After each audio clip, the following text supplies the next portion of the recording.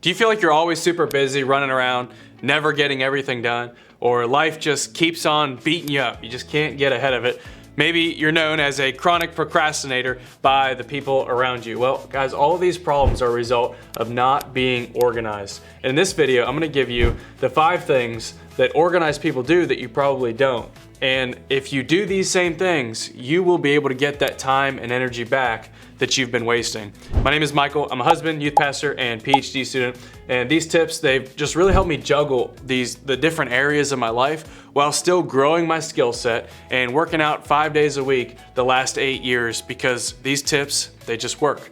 The first thing that organized people do is they don't trust their memory. Have you ever missed an event or had to cancel an important lunch that was coming up? Maybe a project for work snuck up on you and you turned in something that you know you really could have done a better job if you wouldn't have tried to remember that project was coming due. Well, guys, these are all symptoms of relying on your memory instead of writing things down. And that's what organized people do. And guys tend to be less organized than ladies, just in my experience, the people that I know. But the thing is, guys, organization, it doesn't have to be, it's not just a natural thing. Like, it is natural for some people, but what I'm getting at is you can learn it. So if you're not naturally organized, that's not an excuse. We all need to be organized enough so that we're not wasting time. And if you have a lot going on, it's even more important that you're organized. So just imagine never being rushed at work. And imagine turning in projects a couple of days before and without being stressed. That's what happens when you write things down. So where do you write things down? A digital calendar is a great way to do that. I've said many times on this channel, I use Fantastical, and I look at the things on my daily schedule on my phone, and then I keep up the next 2 weeks, the next 14 days on my computer. You can also use Google Calendar, and some people really swear by a paper calendar because they feel like they put the events on the digital calendar and somehow they're gonna lose it. Either way, you need to have a calendar. Another thing that helps some people is a to-do list. Now, with my job as a youth pastor, I noticed that I do better with recurring weekly events rather than to-do list items. So instead of having a to-do list of write the sermon body, write the sermon introduction, and do PowerPoint, I just have a time block of work on the sermon. And those things that I do within that time block, those to-do items, I don't necessarily write all of those down. But if I have something that is coming up that needs to get done this week, I do just put that in my calendar. Some people use a to-do list as paper though. But either way, you need to write things down, because I've said on this channel before, your brain is for having ideas, not for holding them. If you write things down, your brain is gonna, David Allen says, you have a mind like water. Whenever you have everything written out that needs to get accomplished, and your brain spends less time thinking about what do I do next, and more time, how can I do this better? That's what you want your brain to do. And another important thing to do when it comes to not relying on your memory is making sure that you don't leave tasks unfinished. And my wife and I talk about this 2-minute rule. If something takes you 2 minutes or less, don't write it on a to-do list. Just do it right away. And so things that if you leave them unfinished, they end up costing you more time because you spent the time getting into the task, then you stop the task, but then you have to start up again, and it's a far less efficient way to do things rather than just finish it. Whatever it is, laundry, taxes, insurance, updates, big projects. The big projects without a deadline are like the most difficult, because really you need to put a deadline in there for yourself so that you get it done. But don't leave tasks unfinished. And in general, if you have small tasks that can take 2 minutes or less, do those right away. Don't put those on a to-do list. Here's the second thing organized people do that you probably don't. They organize their digital life. When was the last time that you tried to get your driver's license or pictures, maybe a birth certificate, off of your computer and you had no idea where it was? Okay, we've probably all been there, and it's super annoying. But if you were to organize your digital life, you wouldn't have to spend so much time looking for those files. The way that I organize my digital life is work, personal, and school. And all the things in my work in the file, it's a shared folder between my phone and also my computer. So at any point in time, I can get like a work message from my phone, and I can handle it right from my phone if I'm away from my computer. That just helps me.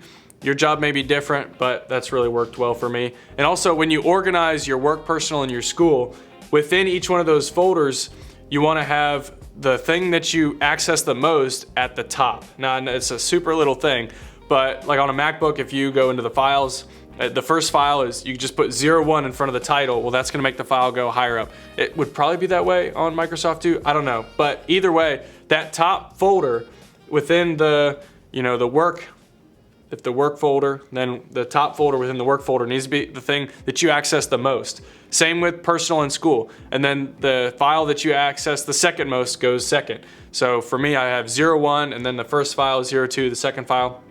I do that for all of those three different areas: work, personal, and school. And that's all of my digital life is right there. Now, some of those files are really deep, but this has made a huge difference because I don't lose things. And then when other people need certain items from me, it doesn't go on a to-do list. I'm able to just get it done right away. And so I'm buying back my time because I'm organized digitally. Another thing that you should organize is your passwords. I know I have a friend that uses a password manager, and he really likes that.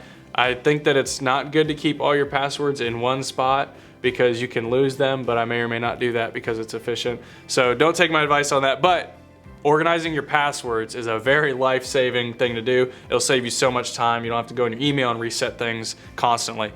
Another thing that'll help you is having your apps on your phone categorized. So for me, I actually only have the apps on my phone that I use. If I don't use the apps, I delete them, and then I categorize like my learning apps. So I could have like Audible and then Kindle and whatever, like in one of the app categories on my phone. And if you have a different phone than iPhone, then organize it how you want to. But another thing that's helped me is finances is all in one app category on my phone. So if I ever have a question about one of my finance situations, I just click on that folder, click on that category, and it opens right up. But it's all in one place.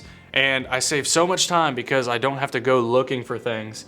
And then also, I don't have this friction of going to find out a financial piece of information because I don't know my password. And I have lived, that has been the situation in my life before. So when you organize your passwords and you organize things on your phone based on the categories, it's super helpful. Here's the third thing that organized people do that you may not do, is they plan their future time. When are you gonna work out? When are you gonna read? When are you gonna do your budget? For me, it's Friday afternoons. When are you gonna plan to serve other people around you, like at church or maybe a local organization? When are you gonna rest? And how are you growing your skills? Because those things aren't like events that you just show up to unless you put those in your calendar or you sign up for a certain workout routine. These things, they're so important, but if they're not in your calendar, they tend to not get done. So a organized person plans their future time. And even if other people, because here's the reality is, nobody's probably gonna make you work out, read, budget, those things. That's gotta be something that comes from the inside. You gotta be motivated to do that on your own.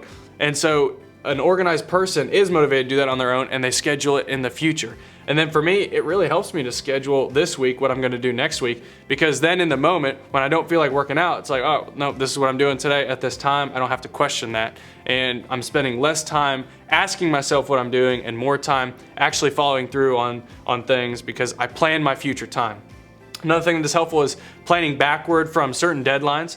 So if you wanna buy a house by a certain time, okay, write that time down and then work back. How much are you gonna save each month leading up to buying that house so that you have enough for a down payment and buying furniture whenever you move in? Or changing jobs. If you wanna change a job that requires a different degree, well then ask yourself when you want to have that job, and you may at first put out a date that's not really feasible.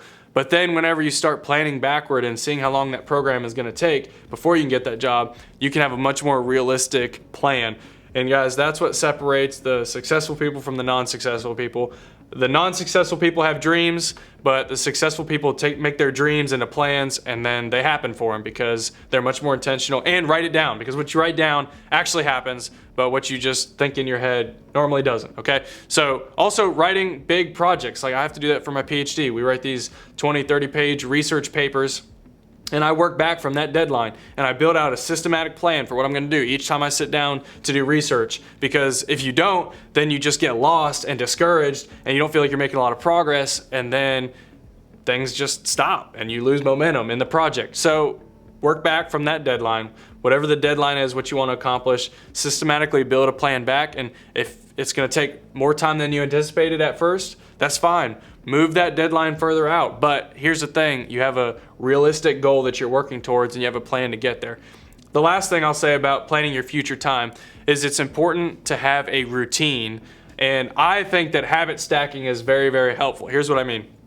Habit stacking is where you do one thing after another and these are different habits. So if you want to wake up early, then as soon as you wake up, you drink a glass of water, and after you drink a glass of water, you put your shoes on to go to the gym. Then you go to the gym. After you go to the gym, you sit down and do your devotions, and you do all those things together, and it creates this, you could call it a morning routine or habit stacking, where you stack things that are not easy to do all together. And then every single day you're making progress on yourself, because instead of, at one point in the day working out, and then another point in the day doing some reading, and another point in the day, you fill in the blank. Instead of doing all those things sporadically, you do them all at the same time first thing in the day. And it's like, man, if nothing else happens today, you had a good day because you worked on your skill set and you really moved yourself forward. So stack some habits together, and that'll make a really big difference in your life and help you be a lot more effective. That's what organized people do. The fourth thing that organized people do is they review their life before life forces them to. And here's what I mean. Some people, they wait until that something is so painful they have to change instead of thinking ahead of time. It happens with finances. Instead of budgeting, you wait until your credit card is totally maxed out and the bank comes calling and they want your car or whatever. You wait until the bank calls you before fixing that problem. That's an example of waiting until life is forcing you to review an area to review it. But if you instead just do weekly, monthly, and yearly reviews of your life, like on the week, you're thinking through, how does your budget line up? What did you say you're going to spend? What did you actually spend? And then what events are you going to? Scheduling, review your life weekly. And then monthly, review your marriage, review your morning routine. How consistently did you execute on your morning routine? That's something that you want to think through. And then on the year, like I mentioned earlier, buying a house or switching jobs. Those bigger goals, you look at those on the year, or getting more education, setting your family up for success in the future. If you are reviewing your life consistently on your own, you're avoiding really hard, painful moments where life forces you to review life, because whether you weren't managing your finances or your weight, the doctor tells you because you weren't on top of things that you're in a much worse situation and you got to take all this medicine, all this stuff, when you could have just had a fitness routine, right? So thinking through those things is what organized people do. They review their life before their life forces them to. Here's the fifth and last thing that organized people do that you probably don't.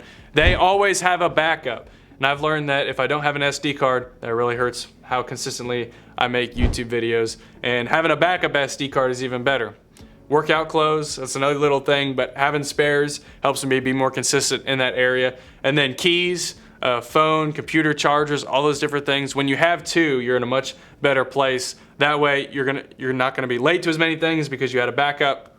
And then honestly, guys, I look for things so much more less, so way less often than my friends. Like, I just tend to not lose stuff, and it's not like a brag. It's a result of being organized. So that time that my friends spend looking for their keys or looking for, whatever it is, honestly, genuinely, in my life, I don't spend a lot of time looking for things. And that time I'm instead able to spend serving other people or being intentional in an area of development, or maybe reading a little bit or journaling. I'm able to do more of those things, spend time with my family, than my friends are, because they're looking for things, they lose things all the time, and they get short with the people around them. So these are the things that organized people do. Put these 5 habits in your life. Do these 5 things that you probably don't do right now. And if you already do these, great. You are headed in the right direction. And guys, my name is Michael. On this channel, we discuss personal and professional development from the Christian perspective. And I hope this was helpful to you. And if it was, then I hope you share it with somebody. We'll see you guys in the next one.